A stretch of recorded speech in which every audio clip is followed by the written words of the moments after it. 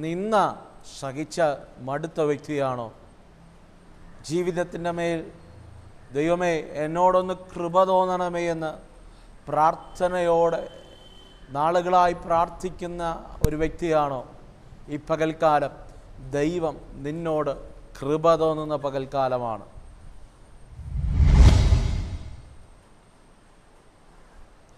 Praise the Lord. നിന്ന സഹിച്ച് മടുത്ത വ്യക്തിയാണോ? ജീവിതത്തിൻ്റെ മേഖലകൾക്കകത്ത് ദൈവമേ എന്നോടൊന്ന് കൃപ തോന്നണമേ, എൻ്റെ വിഷയത്തിനൊന്ന് പരിഹാരം നൽകണമേ എന്ന് നാളുകളായി പ്രാർത്ഥിക്കുന്ന വ്യക്തിയാണോ? ഈ പകൽക്കാലം ദൈവം നിന്നോട് കൃപ തോന്നുന്ന പകൽക്കാലമാണ്. നല്ലൊരു പ്രഭാതം ഞാൻ നിങ്ങൾക്ക് ആശംസിക്കുകയാണ്. ജേണി വിത്ത് ഹോളി സ്പിരിറ്റ് എന്ന ദൈവിക സന്ദേശവുമായി ഈ പകലിലും നിങ്ങളുടെ മുൻപിലായിരിക്കാൻ ദൈവത്തിനാൽ ഒരുക്കുന്ന വലിയ കൃപകൾക്ക് ഞാൻ എൻ്റെ ദൈവത്തെ സ്തുതിക്കുന്നു, സ്തോത്രം ചെയ്യുന്നു. ഈ പ്രഭാതത്തിൽ ദൈവാത്മാവ് എൻ്റെ ഹൃദയത്തിൽ തന്നൊരു ചെറിയ ചിന്ത നിങ്ങളോട് കൈമാറി നിങ്ങൾക്ക് വേണ്ടി ഞാൻ പ്രാർത്ഥിക്കാൻ ആഗ്രഹിക്കുകയാണ്. പ്രിയരെ, സങ്കീർത്തനങ്ങളുടെ പുസ്തകം 123 സങ്കീർത്തനം, സങ്കീർത്തനങ്ങളുടെ പുസ്തകം 123 സങ്കീർത്തനം, അതിൻ്റെ 3-ാമത്തെ വാക്യം ഇങ്ങനെ പറയുന്നു: യഹോവേ കൃപ ചെയ്യണമേ, ഞങ്ങളോട് കൃപ ചെയ്യണമേ, ഞങ്ങൾ നിന്ന സഹിച്ചു മടുത്തിരിക്കുന്നു. ഈ പ്രഭാതത്തിൽ ആരോടൊക്കെയോ ദൈവാത്മാവ് ഈ വചനത്തിനകത്ത് നിന്ന് സംസാരിക്കുകയാണ്. ജീവിതത്തിൻ്റെ ഏതൊക്കെ മേഖലകൾക്കകത്ത് നിന്ന സഹിച്ചു മടുത്തുപോയാരൊക്കെ, ജീവിതം മടുത്തുപോയവർ, ജീവിതത്തിനകത്ത് വന്ന വേദന മുഖാന്തരം ദൈവം ദാനമായി തന്ന കുടുംബജീവിതം മടുത്തുപോയവർ, വ്യക്തിപരമായ ജീവിതത്തിനകത്ത് എവിടെയൊക്കെ മടുപ്പ് വെളിപ്പെട്ട ആരൊക്കെ ഈ പ്രഭാതത്തിൽ ദൈവത്തിൻ്റെ ശബ്ദം കേൾക്കുകയാണ്. മടുത്തവരാണോ നിങ്ങൾ? ഒരിക്കലും പ്രതീക്ഷിക്കാത്ത വേദന നിങ്ങളുടെ ജീവിതത്തിനകത്ത് വന്നതുകൊണ്ട്, ഒരിക്കലും താങ്ങാൻ കഴിയാത്ത നിന്ന നിങ്ങളുടെ ജീവിതത്തിനകത്ത് വന്നതുകൊണ്ട് എവിടെയെങ്കിലും മടുപ്പ് സംഭവിച്ചിട്ടുണ്ടോ? ഏതെങ്കിലും തോൽവി വെളിപ്പെട്ടതുകൊണ്ട്, ഏതോ വഴി അടഞ്ഞതുകൊണ്ട്, ഏതോ വ്യക്തികൾ നമുക്കെതിരായി നിന്നതുകൊണ്ട് ജീവിതത്തിൻ്റെ മേഖലകൾക്കകത്ത് നിന്ന അനുഭവിക്കുന്ന ആരെങ്കിലും ഉണ്ടോ? ദേവദാസനെ മടുത്തുപോയി, എൻ്റെ ജീവിതം തന്നെ മടുത്തു, എൻ്റെ ശുശ്രൂഷ മടുത്തു, എൻ്റെ ഭാവി ഞാൻ മടുത്തു, ഇനി ഒരു മരിച്ചാൽ മതിയെന്ന് പ്രാർത്ഥിച്ച് അങ്ങനെ ഒരു ജീവിതം എങ്ങനെയെങ്കിലും ഒന്ന് അവസാനിച്ചാൽ മതിയെന്ന് പ്രതീക്ഷിക്കുന്ന എമ്മ കരുതി ആകുലതയോടെ ആരൊക്കെ ശബ്ദം കേൾക്കുന്നുണ്ട്. അവരോട് കൃത്യമായി ദൈവത്തിൻ്റെ ആത്മാവ് കൃത്യമായി ഇടപെടുകയാണ്. ഒത്തിരി പ്രാർത്ഥിച്ചു, ഒത്തിരി ആരാധിച്ചു, ഒത്തിരി ഉപവസിച്ചു. ദൈവമേ എന്നോട് കൃപ ചെയ്യണമേ എന്ന് ഒത്തിരി കരഞ്ഞു. ഇന്നലകളിൽ വേദന വന്നപ്പോൾ ഒരിക്കലും നാളെ എൻ്റെ ജീവിതത്തിനകത്ത് വേദന മാറുമെന്ന് പ്രതീക്ഷിച്ചു. ഇന്നലകളുടെ കഷ്ടതകൾക്കകത്ത് നാളെ ഒരു നല്ല കാലം എനിക്ക് വെളിപ്പെടുമെന്ന് ഞാൻ ചിന്തിച്ചു. ഇന്നലെ ജീവിതത്തിനകത്ത് വന്ന തകർച്ചകൾ നാളെയെങ്കിലും എനിക്കൊരു നല്ല ജീവിതം ഉണ്ടാകുമെന്ന് പ്രതീക്ഷിച്ചു, ആഗ്രഹിച്ചു, അതിനുവേണ്ടി കാത്തിരുന്നു, അതിനുവേണ്ടി ഉപവസിച്ചു, അതിനുവേണ്ടി പ്രാർത്ഥിച്ചു, ദൈവത്തിൽ പ്രത്യാശ വച്ചു, ദൈവസന്നിധിയിൽ ഉറച്ചു. പക്ഷെ വീണ്ടും പ്രതീക്ഷിക്കാത്ത തകർച്ചകൾ ജീവിതത്തിൻ്റെ മേഖലകൾക്കകത്ത് വന്നപ്പോൾ ഒരിക്കലും നിലനിൽക്കാൻ കഴിയാതെ ആരൊക്കെ ഈ ശബ്ദം കേൾക്കുന്നുണ്ട്. ഞെരുങ്ങുന്ന ഏതൊക്കെ കൂടാരത്തിൻ്റെ അകത്തളങ്ങൾക്കകത്ത് ഈ ശബ്ദം ഇറങ്ങിച്ചെല്ലുന്നുണ്ട്. വേദനിക്കുന്ന ഏതോ ഹൃദയത്തിൻ്റെ അകത്തളത്തിൽ ദൈവാത്മാവ് കൃത്യമായി, വ്യക്തമായി, സ്പഷ്ടമായി ദൈവാത്മാവ് ഇടപെടുകയാണ്. അധൈര്യപ്പെടേണ്ട, ദൈവം നിന്നോട് കൃപ തോന്നുന്നൊരു പകൽക്കാലമാണ്. എന്താണ് കൃപ എന്ന വാക്കിനർത്ഥം? അർഹതയില്ലാത്ത ദാനം, അൺമെറിറ്റഡ് ഗിഫ്റ്റ്. ഒരു യോഗ്യതയില്ലാത്ത ദാനം, നിനക്കൊരിക്കലും യോഗ്യതയില്ലാത്ത ചിലത് എൻ്റെ ദൈവം ഈ പ്രഭാതത്തിൽ നിനക്ക് വേണ്ടി ചെയ്തു തരും. ഞാൻ പറഞ്ഞു, പ്രിയരെ, നിന്ന സഹിച്ചു മടുത്തവരാണ് പലരും. നിന്ന സഹിച്ച് മടുത്തുപോയവരാണ് ഈ ശബ്ദം കേൾക്കുന്ന പലരും. വേദപുസ്തകത്തിനകത്ത് 17-ാമത്തെ വയസ്സിൽ ദർശനം കണ്ടത് ശ്രേഷ്ഠമാണ്, ആഗ്രഹിച്ചത് ശ്രേഷ്ഠമാണ്, അവൻ്റെ സ്വപ്നമൊക്കെ വലുതാണ്. പക്ഷേ 17-ാമത്തെ വയസ്സിൽ സ്വപ്നം കണ്ടവൻ്റെ മുൻപിൽ വെളിപ്പെട്ടത് പൊട്ടക്കിണറാണ്. ആ പൊട്ടക്കിണറിനകത്ത് യോസേഫ് വീഴുമ്പോഴും യോസേഫിനൊരു ഉറപ്പുണ്ട്, ഞാൻ ഇന്നല്ലെങ്കിൽ നാളെ എൻ്റെ ദൈവം പുറത്തു കൊണ്ടുവരും, എൻ്റെ ജീവിതം അവർണ്ണനീയമായി മാറും. എന്നെ ആരൊക്കെ പൊട്ടക്കിണറിലിട്ടോ അവരെല്ലാം എൻ്റെ അടുക്കൽ വരും. ആ യൗവനത്തിൻ്റെ തിളപ്പെന്നൊക്കെ വേണമെങ്കിൽ പറയാം. ആ ഒരു കോൺഫിഡൻസ് യോസേഫിൻ്റെ അകത്തളത്തിലുണ്ട്. അതുപോലെ ഇന്നലകളിൽ നിൻ്റെ ജീവിതത്തിനകത്ത് വന്ന വേദനകൾക്കകത്തും നിനക്ക് പ്രത്യാശയ്ക്ക് എന്തൊക്കെ വകയുണ്ടായിരുന്നു, വിശ്വസിക്കാൻ എന്തൊക്കെ വകയുണ്ടായിരുന്നു, പിടിച്ചു നിൽക്കാൻ എന്തൊക്കെ കാരണങ്ങളുണ്ടായിരുന്നു. ദൈവം എനിക്ക് നാളെ ഒരു നല്ല ജീവിതം തരും, ഈ കഷ്ടത മാറും, എൻ്റെ ദൈവം എനിക്ക് വേണ്ടി ഒരു വലിയ വഴികൾ വാതിലുകൾ തുറക്കും എന്നൊക്കെ ചിന്തിച്ച ഇന്നലകൾ നമുക്കുണ്ടായിരുന്നു. പക്ഷേ ആ ഇന്നലകളുടെ നടുവിൽ ദൈവം നമ്മെ പൊട്ടക്കിണറിനകത്തു നിന്നൊക്കെ പുറത്തു കൊണ്ടുവന്നു. അടിമച്ചന്തയിൽ നിന്നപ്പോഴും യോസേഫിനൊരു പ്രതീക്ഷയുണ്ടായിരുന്നു.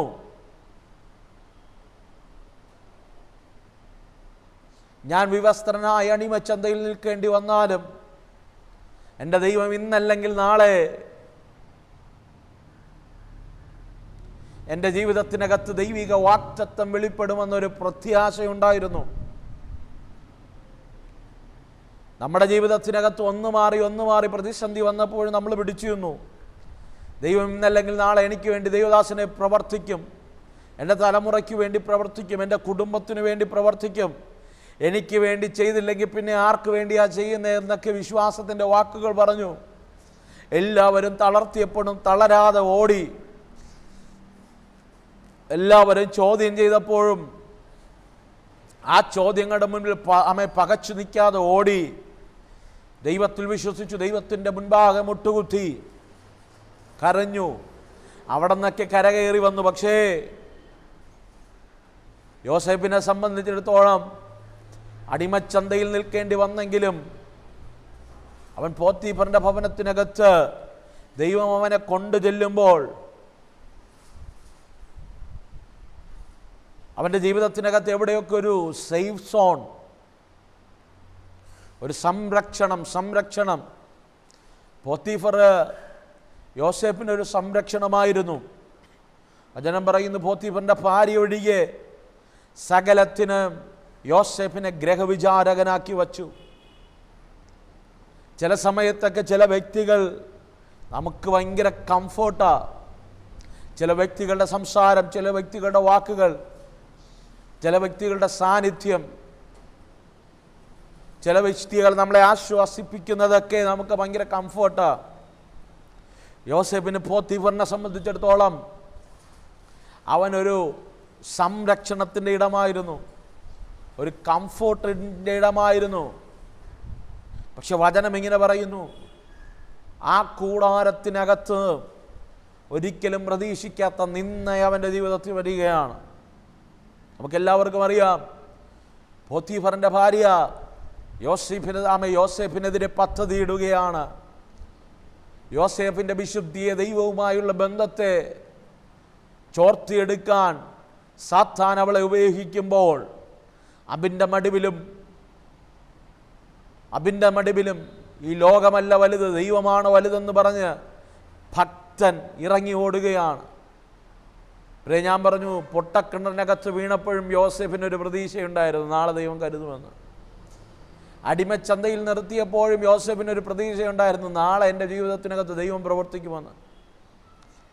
പക്ഷെ പോത്തിഫറിൻ്റെ ഭവനത്തിനകത്തുനിന്ന് ചെയ്യാത്ത കുറ്റത്തിന് നിന്ദിക്കപ്പെട്ട് അപമാനിക്കപ്പെട്ട് കഴിഞ്ഞ 3 പ്രാവശ്യം വന്നതുപോലൊരു വേദനയല്ല, ഇതാർക്കും താങ്ങാൻ കഴിയാത്തൊരു വേദന, ഒരു മനുഷ്യന് തലയുയർത്തി നിൽക്കാൻ കഴിയാത്തൊരു പ്രതിസന്ധി, ഒരു മനുഷ്യനും ആ ദേശത്ത് നിൽക്കാൻ കഴിയാത്തൊരു പ്രതിസന്ധി. ചെയ്യാത്ത കുറ്റത്തിന് തെളിവ് നിരത്തി യോസേഫിനെ അറസ്റ്റ് ചെയ്യുമ്പോൾ, യോസേഫിൻ്റെ കൈകാലുകളിൽ ചങ്ങല വീഴുമ്പോൾ, ഭക്തൻ നാം വായിച്ച കുറിവാക്യം പോലെ എവിടെയൊക്കെ പറഞ്ഞു കാണാം ഹൃദയത്തിനകത്ത്, കർത്താവേ ഞാൻ നിന്ന സഹിച്ചു മടുത്തിരിക്കുകയാണ്. പൊട്ടക്കിണൽ വീണപ്പോഴും എനിക്കൊരു പ്രതീക്ഷയുണ്ടായിരുന്നു. മിഥ്യാനിയ കച്ചവടക്കാരുടെ മുമ്പിൽ എൻ്റെ സഹോദരന്മാർ 20 വെള്ളിക്കാശ് എണ്ണി വാങ്ങുമ്പോഴും എനിക്കൊരു പ്രതീക്ഷയുണ്ടായിരുന്നു. അടിമച്ചന്തയിൽ നിൽക്കുമ്പോഴും എനിക്കൊരു പ്രതീക്ഷയുണ്ടായിരുന്നു. പക്ഷെ ഞാൻ ചെയ്യാത്ത കുറ്റത്തിന് നിന്ദിക്കപ്പെട്ട് അപമാനിക്കപ്പെട്ട് എല്ലാം അടുത്തവനായി യോസേഫ് നിൽക്കുമ്പോൾ, ഈ പ്രഭാതത്തിൽ ഏതൊക്കെ കൂടാരത്തിനകത്ത് ഏതൊക്കെ വ്യക്തികൾ, ഏതൊക്കെ രാജ്യങ്ങൾക്കപ്പുറം, ഏതൊക്കെ ദേശങ്ങൾക്കപ്പുറം സ്നേഹിതാ നീ ഞെരുങ്ങുമ്പോൾ, നീ നിന്ന സഹിച്ച് മടുത്തിരിക്കുമ്പോൾ,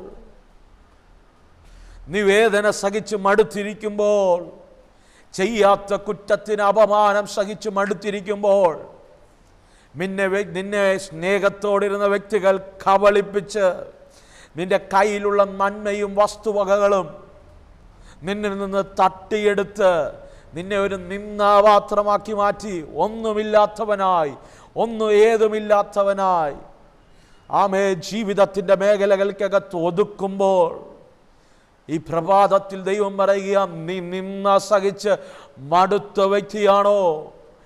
ലോകമെന്തും പറയട്ടെ, കുടുംബക്കാരെന്നും പറയട്ടെ, ഇല്ലാത്ത കഥകൾ നിനക്ക് മുൻപിൽ നിരത്തി വയ്ക്കട്ടെ, നിന്റെ ശുശ്രൂഷയെ തകർത്തുകളാൻ രഹസ്യ അജണ്ടകളിടട്ടെ, നിന്റെ തലമുറയുടെ ഭാവിയെ മുടിച്ചു കളയാൻ പദ്ധതികൾ ഒരുക്കട്ടെ, നീ വർക്ക് ചെയ്യുന്ന സ്ഥാപനത്തിൽ നിന്ന് നിന്നെ പുറത്താക്കാൻ, നിന്റെ ജോലിയിൽ നിന്ന് നിന്നെ പുറത്താക്കാൻ ഇല്ല കഥകൾ മെനയിട്ടെ. ഭാരപ്പെടേണ്ട കേട്ടോ, എനിക്കറിയാം ഇത് പ്രസംഗിക്കാൻ എളുപ്പമാ, പക്ഷെ അനുഭവിക്കുന്നവർക്ക് ആ നിന്ദയുടെ വേദനയുടെ ആഴമറിയത്തുള്ളൂ. ചെയ്യാത്ത കുറ്റത്തിന് വേദന അനുഭവിക്കുന്ന വ്യക്തികൾ എന്നെ കേൾക്കുന്നുണ്ടോ? ചെയ്യാത്ത തെറ്റിന് നിന്ദ അനുഭവിക്കുന്ന വ്യക്തികൾ എന്നെ കേൾക്കുന്നുണ്ടോ? നീ തകരാനല്ല, അതിൻ്റെ നടുവിലും ദൈവത്തിൻ്റെ കൃപ വെളിപ്പെടും, അതിൻ്റെ നടുവിലും ദൈവത്തിൻ്റെ പ്രവൃത്തി വെളിപ്പെടും. വിശ്വസിക്ക്, ദൈവത്തിൻ്റെ കരം ആഴമായി ചലിക്കുന്നൊരു പകലായി ഈ കാലം മാറും. എവിടെയൊക്കെ നിന്ദിക്കപ്പെട്ട് മടുത്തുപോയവർ, ജീവിതം മടുത്തവർ, സ്വന്തം ദേശം പോലും വിട്ടേച്ച് എവിടെയൊക്കെ ഓടിപ്പോകാമെന്ന് ആഗ്രഹിച്ചിരിക്കുന്നവർ, സ്വന്തം കുടുംബത്തെ വിട്ടേച്ച് എവിടെയൊക്കെ പോയി രക്ഷപ്പെടാമെന്ന് കൊതിച്ചിരിക്കുന്നവർ, മിനിസ്ട്രി അവസാനിപ്പിച്ചിട്ട് എവിടെയെങ്കിലും പോയി അമേനൊന്ന് ഒളിച്ചു പാർക്കാമെന്ന് ചിന്തിക്കുന്നവർ, ജീവിതം മടുത്തവരുണ്ടോ? ഈ പ്രഭാതത്തിൽ ദൈവം പറയുക, ഞാൻ നിന്നോട് കൃപ തോന്നുന്നവനാണ്, ഞാൻ നിന്നോട് ദയ തോന്നുന്നവനാണ്, ഞാൻ നിനക്ക് വേണ്ടി കരുതുന്നവനാണ്. വിശ്വസിക്ക, ദൈവത്തിൻ്റെ നീതി നിന്റെ മേൽ വെളിപ്പെടും. നിന്റെ കരത്തിൽ അനീതി ഇല്ലെങ്കിൽ, അനീതിയുടെ കറ നിന്റെ ജീവിതത്തിനകത്തില്ലെങ്കിൽ, പാപത്തിൻ്റെ കറ നിന്റെ കരത്തിനകത്തില്ലെങ്കിൽ, ആരെല്ലാം തകർക്കാൻ ശ്രമിച്ചാൽ ഒരുപക്ഷെ നിന്ന സഹിച്ചേക്കാം, അപമാനം സഹിച്ചേക്കാം. മടുത്തു പോകരുത്. മടുക്കും പോലെയൊക്കെ തോന്നും, അവസാനിപ്പിച്ചാലോ എന്നൊക്കെ തോന്നും. No no no no no, ദൈവത്തിന് നിന്നോടൊരു കൃപയുണ്ട്.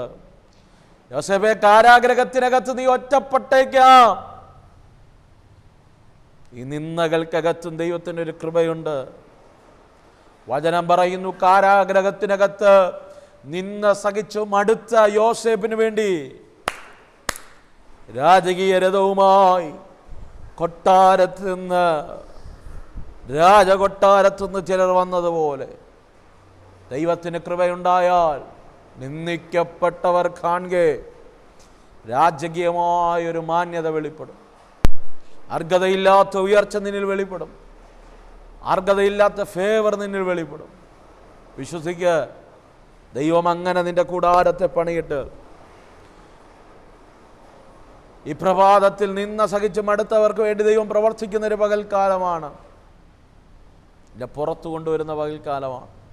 ദൈവദാസനെ എനിക്ക് വേണ്ടി പ്രാർത്ഥിക്കണമെന്ന് ആഗ്രഹമുള്ളവർ എന്നോട് ഈ നിമിഷം ചേർന്നൊന്ന് പ്രാർത്ഥിച്ച്, സ്വർഗമേ, നിന്ന് സഹിച്ചു മടുത്ത ആരോക്കെ എന്നെ കേൾക്കുന്നുണ്ട്. തകർന്നവരാണപ്പാ, ഉടയപ്പെട്ടവരാണ്. ദൈവമേ, ഈ പകൽക്കാലം അവരോട് കൃപ തോന്നണവേ. ഞങ്ങളുടെ ഒരു വാക്ക് മതി അവിടെ ചരിത്രം മാറാൻ. ഞാൻ ഈ നിമിഷം ഈ ജനത്തെ ബ്ലസ് ചെയ്യുമ്പോൾ ദൈവത്തിൻ്റെ കൃപ അവരുടെ മേൽ വെളിപ്പെടണം. അർഹതയില്ലാത്തത് അവരുടെ ജീവിതത്തിനകത്ത് വെളിപ്പെടണം. അർഹതയില്ലാത്ത വാതിലുകൾ, നന്മകൾ, വഴികൾ, വിശാലതകൾ അവരുടെ ജീവിതത്തിനകത്ത് വെളിപ്പെടാൻ പ്രാർത്ഥിക്കുക. നീ ജനത്തെ ബ്ലസ് ചെയ്യുന്നു യേശുവിൻ നാമത്തിൽ തന്നെ. ആമേൻ, ആമേൻ. അതേ പ്രിയരെ, വിശ്വസിക്കുക, ഈ പകൽക്കാലം നിന്ന സഹിച്ചു മടുത്ത നിൻ്റെ ജീവിതത്തിനകത്ത് ദൈവത്തിൻ്റെ ഒരു കൃപ വെളിപ്പെടും. ദൈവദാസനെ എനിക്ക് വേണ്ടി പ്രാർത്ഥിക്കണമെന്ന് ആഗ്രഹമുള്ളവർ സ്ക്രീനിൽ കാണുന്ന നമ്പറിൽ നിങ്ങൾക്ക് ഞങ്ങളെ കോൺടാക്റ്റ് ചെയ്യാം.